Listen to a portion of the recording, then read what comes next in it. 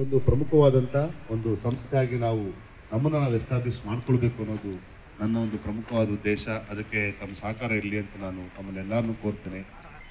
ಕಳೆದ ನಿನ್ನೆ ಪೇಪರಲ್ಲಿ ತಾವು ನೋಡಿರ್ಬೋದು, ತಮಿಳುನಾಡು ಮತ್ತೆ ಅದಾದ ನಂತರ ಹೈದರಾಬಾದ್ ಮತ್ತೆ ಆಂಧ್ರ ಪ್ರದೇಶ್ ಮತ್ತೆ ಈ ಭಾಗದಲ್ಲಿ ಅಟ್ಲೀಸ್ಟ್ ನಾವು ನಮ್ಮ ಪ್ರೆಸೆನ್ಸ್ ಅನ್ನ ತೋರಿಸ್ಬೇಕಾಗತ್ತೆ.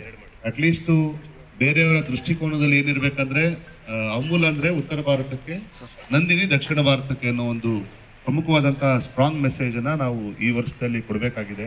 ಹಾಗಾಗಿ ತಮ್ಮೆಲ್ಲರ ಸಹಕಾರವನ್ನ ನಾನು ಕೋರ್ತೇನೆ. ಒಂದು ನಾವು ಎಕ್ಸ್ಪೆಕ್ಟ್ ಮಾಡ್ತಿರೋದು ನಿರೀಕ್ಷಿತವಾದಂಥ ಹಾಲಿನ ಪ್ರೊಕ್ಯೂರ್ಮೆಂಟ್ 1 ಕೋಟಿ ಲೀಟರ್ ದಾಟ್ಬೇಕು ಈ ಸರಿ. ಅದು ಒಂದು ಗುರಿಯನ್ನ ಇಟ್ಕೊಂಡು ನಾವು ಮುಂದೆ ಹೋಗೋಣ ಈ ಸರಿ. ಈ ವರ್ಷ ಕಳೆಯೋದ್ರೊಳಗಡೆ ಮುಂದಿನ ವರ್ಷದಲ್ಲಿ ನಮ್ಮ ಹಾಲಿನ ಪ್ರೊಕ್ಯೂರ್ಮೆಂಟ್ 1 ಕೋಟಿ ಲೀಟರ್ ದಾಟಿರಬೇಕು ಅನ್ನೋದು ಒಂದು ನಮ್ಮ ಗುರಿ ಇರಲಿ ಅನ್ನೋದು ಈ ವರ್ಷಕ್ಕೆ ನಿಗದಿಪಡಿಸ್ಕೊಳ್ತಾ, ಮತ್ತೆ ಈ ಸಾರಿ ನಾವು ಎಲ್ಲರ ಸಹಕಾರದಿಂದ 400 ಮೆಟ್ರಿಕ್ ಟನ್ ಸ್ವೀಟ್ಸ್ ಅನ್ನ ಮಾರಿದ್ವಿ.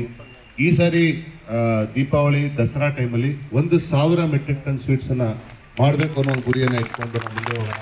ಅಲ್ಲಿ ಪ್ರಮುಖವಾದ 3 ಗುರಿಗಳನ್ನು ಇಟ್ಕೊಂಡು, ಇನ್ನು ಮುಖ್ಯವಾಗಿ ಇನ್ನು ಉಳಿದಂತೆ ನಮ್ಮದು ಪ್ರಾಡಕ್ಟ್ಸ್ ಆಗ್ಬೋದು, ಬೇರೆ ಬೇರೆ ಹೊಸ ಐಟಮ್ಸ್ ಅನ್ನು ನಾವು ರಿಲೀಸ್ ಮಾಡ್ತಾ ಇದೀವಿ ಮಾರ್ಕೆಟ್ಗೆ. ಅದರಲ್ಲಿ ಈಗ ಇತ್ತೀಚೆಗೆ ನೆಕ್ಸ್ಟ್ ಮುಂದಿನ ದಿನಗಳಲ್ಲಿ ಒಂದು ದೋಸಾ ಬ್ಯಾಟರು ಮತ್ತು ಬೇರೆ ಬೇರೆ ಸ್ವೀಟ್ಸ್ ವೆರೈಟೀಸನ್ನು ಕೂಡ ಇಂಟ್ರೊಡ್ಯೂಸ್ ಮಾಡಲಿಕ್ಕೆ ಪ್ರಯತ್ನ ಮಾಡ್ತಾ ಇದ್ದೀವಿ. ಮೊನ್ನೆ ಇಂಟ್ರೊಡ್ಯೂಸ್ ಮಾಡಿದಂಥ ಕರ್ಡ್ ಲೈಟ್ ಭಾಳ ಚೆನ್ನಾಗಿ ಹೋಗ್ತಾ ಇದೆ, ಎಲ್ಲ ಕಡೆ ಒಳ್ಳೆ ರೆಸ್ಪಾನ್ಸ್ ಇದೆ ಜನರದು, ಮತ್ತು ಸೇಲ್ಸು ಕೂಡ ತುಂಬ ಚೆನ್ನಾಗಿ ಪಿಕಪ್ ಆಗಿದೆ. ಸೊ ಆ ರೀತಿಯಾಗಿ ನಮ್ಮ ಈ ಸಾರಿ ಡೈರಿ ಸೈನ್ಸ್ ಕಾಲೇಜ್ ಜೊತೆಗೆ ನಾವೊಂದು ಒಡಂಬಡಿಕೆಯನ್ನು ಮಾಡ್ಕೊಳ್ಳೋ ಹಂತದಲ್ಲಿ ನಾವು ಮುಂದೆ ಹೋಗ್ತಾ ಇದೀವಿ. ಯಾಕಂದರೆ ಸಾಕಷ್ಟು ಹೊಸ ತಂತ್ರಜ್ಞಾನ ಡೈರಿ ಸೈನ್ಸ್ ಕಾಲೇಜಲ್ಲಿ ಇದೆ. ಸಾಕಷ್ಟು ಪ್ರೊಫೆಸರ್ಸು ಅವರ ರಿಸರ್ಚನ್ನು ಇನೋವೇಷನ್ಸನ್ನು ಮಾಡಿ ಈಗಾಗಲೇ ಸಿದ್ಧಪಡಿಸಿಟ್ಟಿದ್ದಾರೆ ಹಲವಾರು ಫಾರ್ಮುಲಾಗಳನ್ನು. ಆದರೆ ಅವರಿಗೆ ಸ್ವಲ್ಪ ಆರ್ಥಿಕವಾದಂಥ ನೆರವನ್ನು ನಾವು ಒದಗಿಸ್ಕೊಟ್ಟು ಖಂಡಿತವಾಗ್ಲೂ ನಮ್ಮ ಸಂಸ್ಥೆಗೆ ಉತ್ಕೃಷ್ಟವಾದಂಥ ಮತ್ತು ಸ್ವಾದಿಷ್ಟವಾದಂಥ ಉತ್ಪನ್ನಗಳನ್ನ ಅವರು ಸಿದ್ಧಪಡಿಸಿ ಕೊಡ್ತಾರೆ. ಫಾರ್ಮುಲಾಗಳನ್ನು ಯೂಸ್ ಮಾಡಿಕೊಂಡು ನಾವು ಮಾಡ್ಬೋದು ಅನ್ನೋದು ಒಂದು ಉದ್ದೇಶ. ಇನ್ನು ಮುಂದೆ ಬರ್ತಾ ನಾನು ಇವತ್ತು ನಮ್ಮ ಚೇಂಬರಲ್ಲಿ ಡಿಸ್ಕಸ್ ಮಾಡ್ತಾ ಇದ್ವಿ. ತಿಂಗಳ ಬೆಳಕಿನ ಕಾರ್ಯಕ್ರಮ ಅಂತ ನಾವು ಜಸ್ಟ್ ಈಗಾಗಲೇ ಮಾತುಕತೆಯನ್ನು ಮಾಡಿದ್ವಿ ಅಷ್ಟೇ, ಅದನ್ನ ಕಾರ್ಯರೂಪಕ್ಕೆ ಬಂದಿರಲಿಲ್ಲ. ಈ ಜನವರಿ ತಿಂಗಳಿಂದಾನೇ ಅದನ್ನು ಕಾರ್ಯರೂಪ ತರಲಿಕ್ಕೆ ಈಗಾಗಲೇ ಇನ್ಸ್ಟ್ರಕ್ಷನ್ಸ್ ಅನ್ನು ಕೊಟ್ಟಿದ್ವಿ. ಮೊದಲನೇ ಪ್ರೋಗ್ರಾಮು ಜನವರಿ 23ನೇ ತಾರೀಕು ನಾವು ಮಾಡ್ತಾ ಇದ್ದೀವಿ.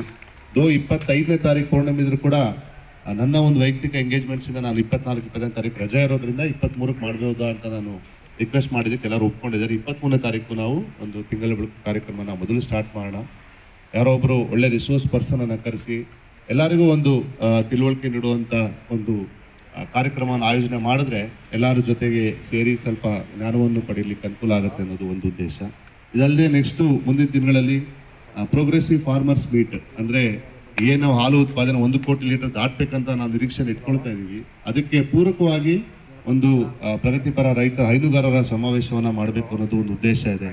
ಸೊ ಅದನ್ನು ಜಾರಿಗೊಳಿಸೋಣ ಅಂತ ಹೇಳ್ತಾ, ಈಗಾಗಲೇ ಹಲವಾರು ಯೋಜನೆಗಳು, ಹಲವಾರು ಪ್ಲ್ಯಾನ್ಸ್ಗಳು ಮುಂದೆ ಇದೆ ನಮ್ಮಲ್ಲಿ. ಅದನ್ನು ತಮ್ಮೆಲ್ಲರ ಸಹಕಾರದಿಂದ ಯಶಸ್ವಿಯಾಗಿ ನಾವು ಜಾರಿಗೊಳಿಸೋಣ ಅಂತ ಕೋರ್ತಾ, ತಮ್ಮೆಲ್ಲರ ಸಹಕಾರವನ್ನು ಕೋರ್ತಾ, ಈ ಒಂದು ಹೊಸ ವರ್ಷ ತಮಗೆಲ್ಲರಿಗೂ ಒಳ್ಳೆಯದನ್ನು ತರಲಿ, ಈ ಸಂಸ್ಥೆಗೂ ಒಳ್ಳೆಯ ಹೆಸರು ಬರಲಿ ಅನ್ನೋ ಒಂದು ಆಶಯದೊಂದಿಗೆ ನಾನು ಮಾತು ಮುಗಿಸ್ತಾ ಇದ್ದೀನಿ. ಎಲ್ಲರಿಗೂ ಮತ್ತೊಮ್ಮೆ ಹೊಸ ವರ್ಷದ ಹಾರ್ದಿಕ ಶುಭಾಶಯಗಳು.